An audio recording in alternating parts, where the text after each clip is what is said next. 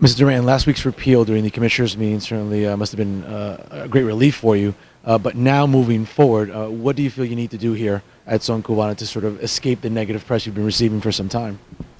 Well, it's funny you should ask. The negative pressure has been on us since day one, basically.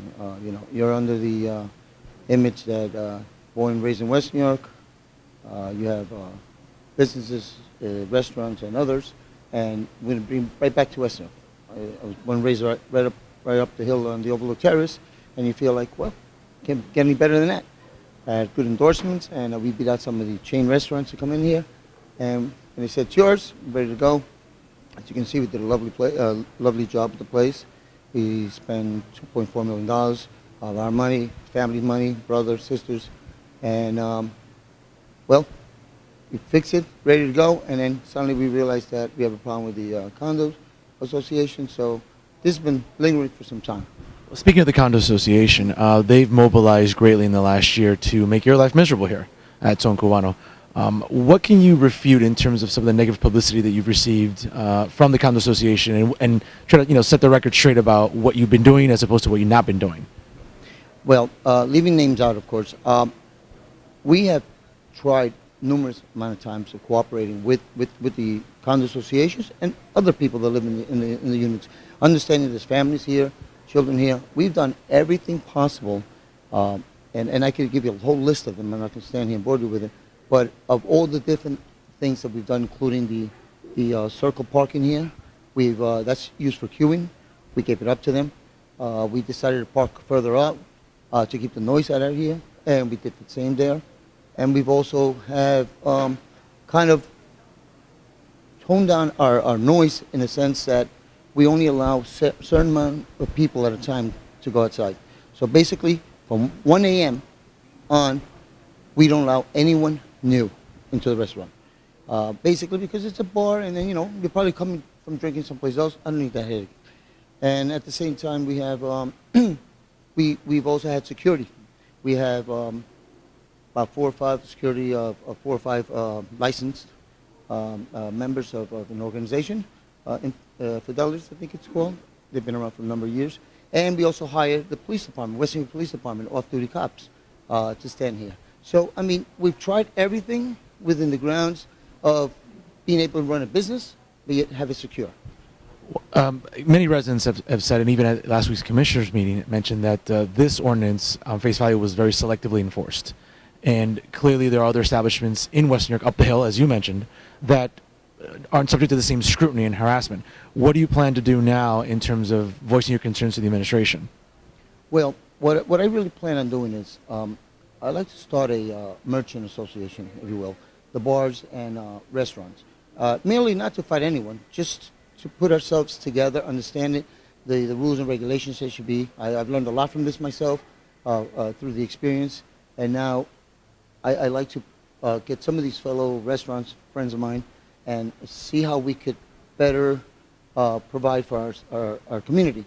Having said that, with the condo association, we have also reached out to them to give us a meeting where we could possibly sit and discuss what we've made changes and what changes we could make further coming. And they've rejected us in every scenario. They reject us. They really don't want to deal with us.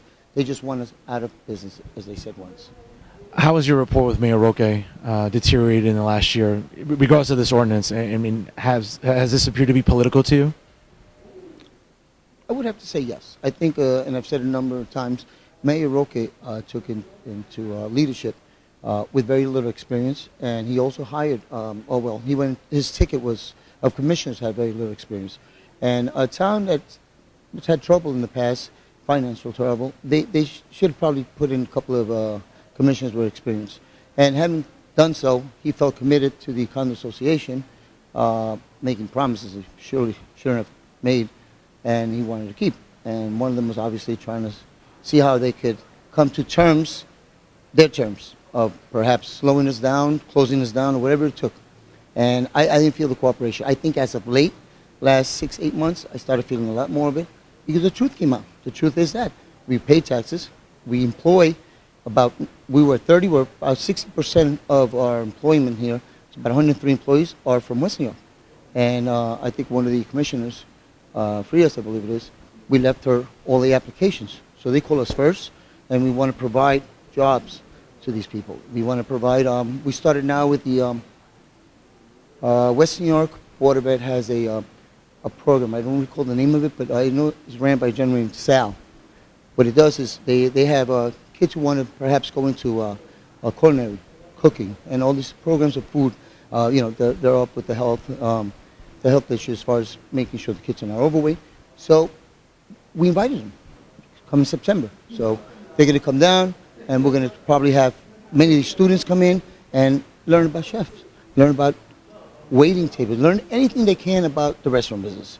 And again, why am I doing this? Not because of the Condo Association, because I lived here all my life. I was born and raised here, and I moved on to Bergen recently, but more importantly, I've never left this town. I've always left this. I was the president of Kiwanis for 5 years. I sit on the board of the Palisade Hospital. I also sat on many of the boards of the finance committees of many of the organizations nearby. So I have a little experience. I'm always willing to learn more and work with you more. There's been some reports and sources have informed me that since Formula One is coming to West New York in 2013, do you sit on the board that will be overseeing the festivities and the overall planning of the Formula One racing next year? Well, I have been asked to sit on the board. We don't have the whole board decided yet because we haven't had our first meeting. But again, I think the organization, the commissioners, all felt that maybe having someone with experience in the merchant world would be of a lot of help. It sounds a bit hypocritical, don't you think? If you're such a bad guy, why would you be on a board? I guess they pick and choose where they need you more. Again, you know why? I'm going to say no because there's a change coming, and I've seen it in the last 6 months. And this Formula One just started occurring recently. And I think the commissioners, a lot of people in town hall are just realizing that it isn't what they thought it was based on one side of the story. Now they got both sides of the story, and they're making their own judgment calls now. And it's funny you say because Commissioner Wiley, I believe, during the last town meeting, said that he wanted to see West New York going in the path of Hoboken. Well, this pretty much emulates what Hoboken is. We're around the water. We're getting a pier fix hopefully not too long from now. They have on the waterway. There's a walkway that connects to Hoboken and connects all the way up to close to Englewood, to Edgewood. I'm sorry. So, having said that, I feel like we should be able to work together and with the commissioners and just move on forward. Changes, there's always going to be changes. I told them, throw some suggestions on us and we'll make those changes.